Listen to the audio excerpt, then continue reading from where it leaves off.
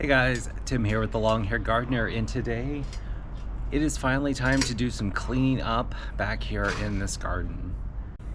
It is still early in the season, so I'm not going to do a total cleanup, but I want to get rid of, I'm not sure if you can see them back here, but some of these dead plants that are just kind of sticking up out of the ground. I have some daffodils and some other bulbs coming up, and I just want to clean up some of this some of these dead plants from last year just to make it a little bit nicer looking.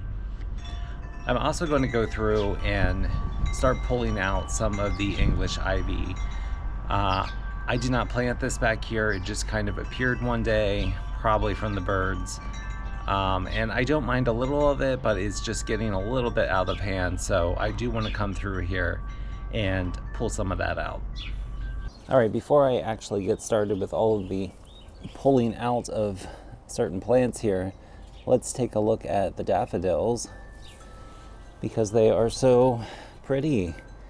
I love these little small tete-a-tete versions. And then right over here we have a crocus. So all I'm going to do, it's just going to take a few minutes here, is I'm just coming in here and removing the dead plants from last year. But I'm not going to remove the leaves because I'm just going to make a pile over here.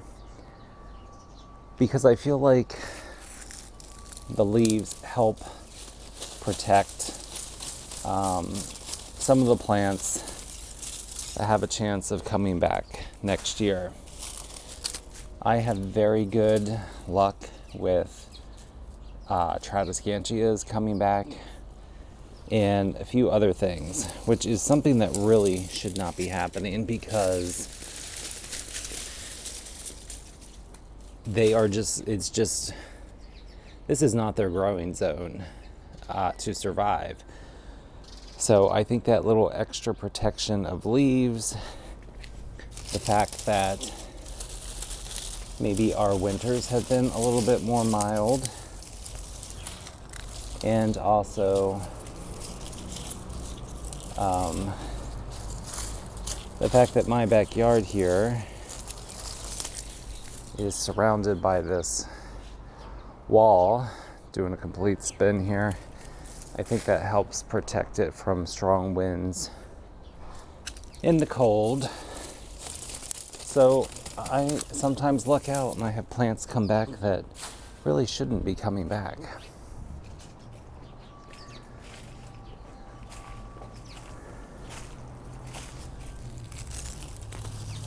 So I think most of these things that I'm pulling out are coleus from last year.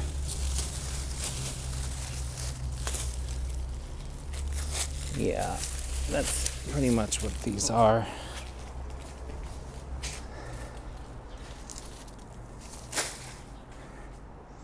So it's starting to look better already. And you can see the spring bulbs a little bit better.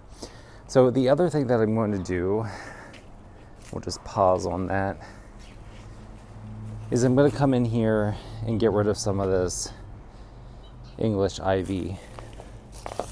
It is starting to grow over my lamb's ear, and if you don't keep this, it's spreading like way over here.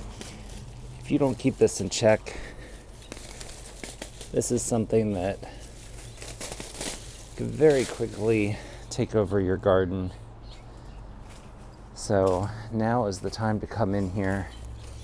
It's also growing up the tree, which is something I don't want to happen. So let me get the pruning shears, and then I'll decide how much of this I want to get rid of.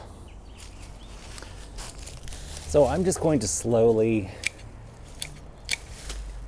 cut back some of these runners and see how it looks. I do have some creeping Jenny growing in here as well. That's another plant that kind of comes up every year and maybe shouldn't, but I prefer the creeping Jenny in this area over the English ivy. Not that I've had any problems, but I also think the English ivy gives a little bit thicker like ground cover or area for something to hide in. And like I said, I haven't really had any issues because I do live in the city. There shouldn't be too many snake issues, but I do remember one year putting my hand in one of these pots back here, one of the larger pots, and there was a snake inside. So that's not something I want to encourage back here in my garden.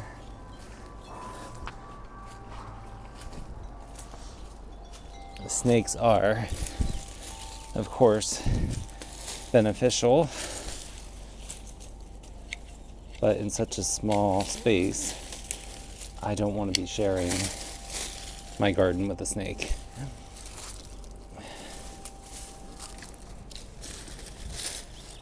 This English ivy has really gone crazy,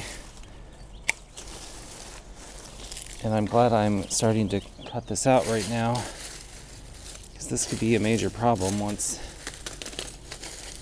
the summer heat comes around, because this is a lot more plant than I remember there being here. I guess it was growing even over the winter time. I've already gone from a let's be conservative mindset with the trimming to, okay, I'm gonna just like cut a whole bunch of the stuff out of here, because I do not remember it being this full back here.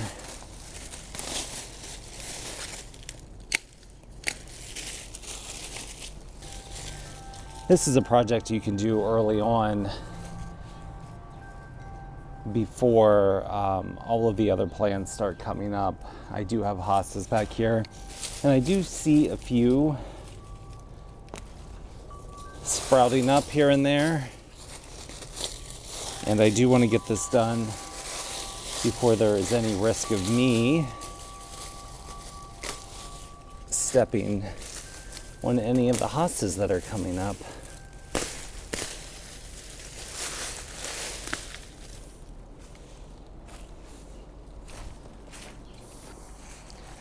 So just to give you a closer look, this is the creeping Jenny down here. I think I did pull some of it out, but it's pretty resilient. And I've already pulled out a ton of English ivy, and there is still a ton down here. So this stuff has really multiplied and is creeping everywhere. So I'm glad I'm addressing this right now before it gets too out of control.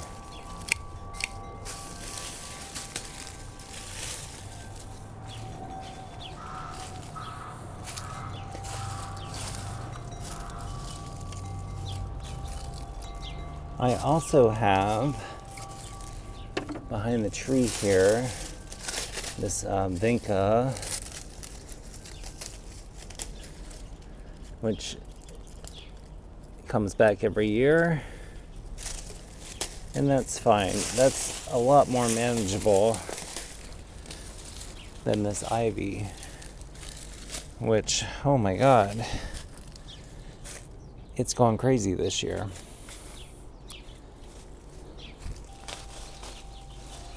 I have pulled out a ton of this ivy, and there is still a ton here.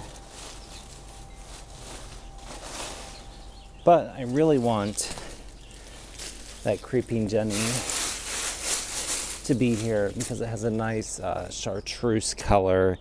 There are stones here in the middle, but frankly, I don't like them.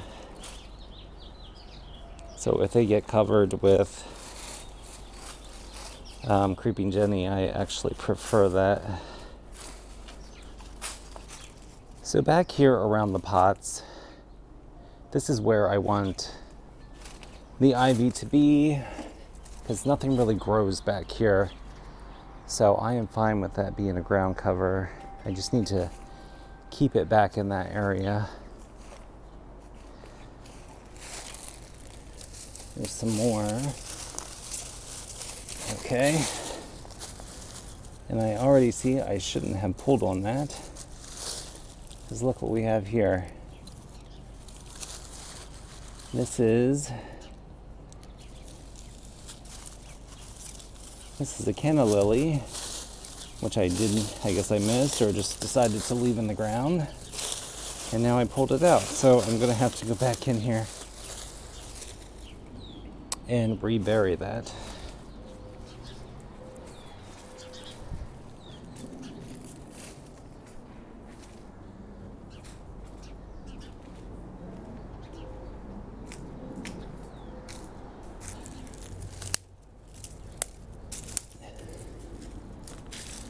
Not sure if you can see or not, but right here at the end of this stick, there are some hostas coming up.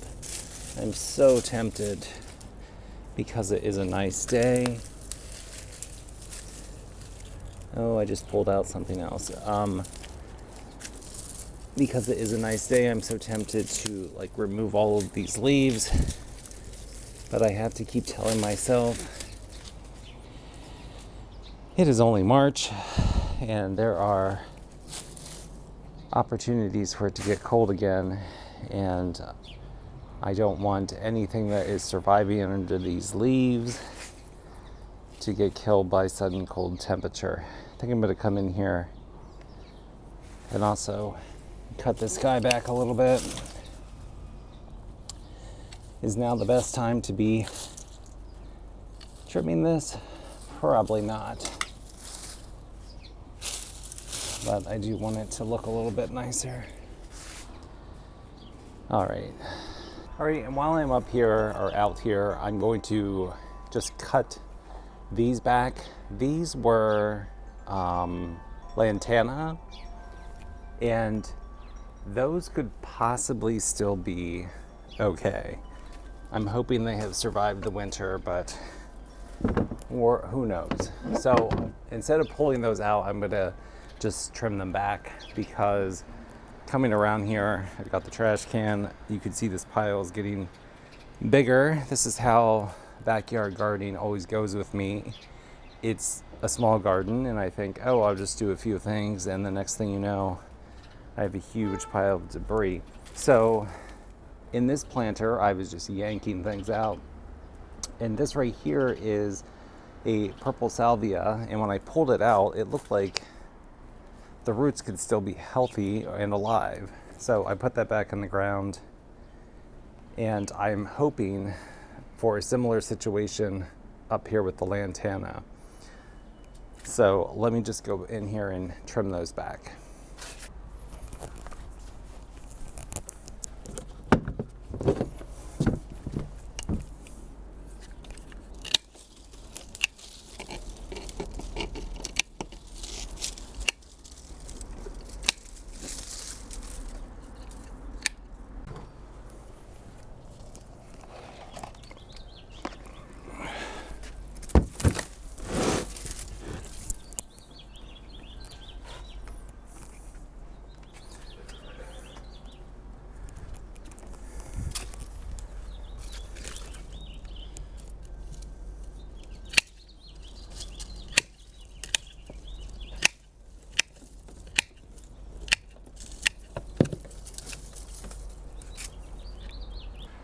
All right, that looks so much better. And while I'm out here cleaning up and talking about the spring bulbs, I should probably point out how well these bulbs are doing. These are crocuses here in the front. These are tete-a-tete daffodils in the back. And then I have different colors of tulips coming right there. And some more tulips coming in these two pots right here. May need to move that light just so that you can see it a little bit better. So I was very ambitious this year, and I put like, I forget what the number is. I'm going to say like 75 tulips in these pots back here. So I'm hoping for a really good display. You can see over here, hopefully, that it already looks a lot better. You can see the bulbs a little bit better. So you're mostly seeing the tete-a-tete daffodils, which I really love. I prefer them over the traditional, like, taller daffodils, although these are nice. And I do want to point out that these tufts of foliage that are right here, there's one over here, I believe those are resurrection or magic lilies. And anything else, I think there are a couple sprinklings of crocus, and maybe I can see one, hopefully I'm pointing to it, over here there's a hyacinth. And over here, this is looking so much better now that I've gotten rid of a lot of the English ivy. And you can actually see my lamb's ear now. Look how good that looks. I do want to point out that I have a, oh, it's broken, hellebora over here. It's looking a little rough, but I'm hoping that it is going to perk up a little bit.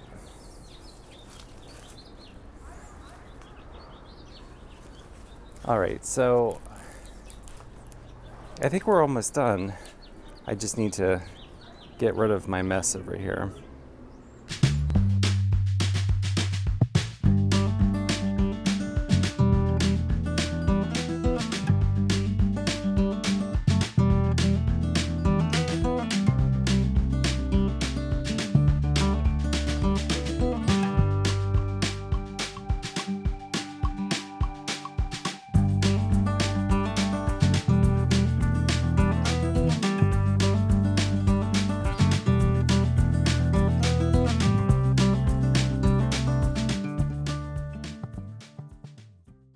All right, guys, I think that's pretty much everything today. Thank you for joining me. This is the first time I'm using a microphone, and I've had a couple snag ups with my cord dangly down. I forgot I should probably tuck that into my shirt. So sorry if the sound was not as good as it could be, or if you heard a lot of commotion. This is my first attempt, so hopefully the others will be better. But I'm super excited for spring. I hope you are too. And I am just one step closer to getting ready for the summer or spring planting. So thank you for watching this video. If you like watching my videos, please click like and subscribe, and I will see you on the next video. Have a great day.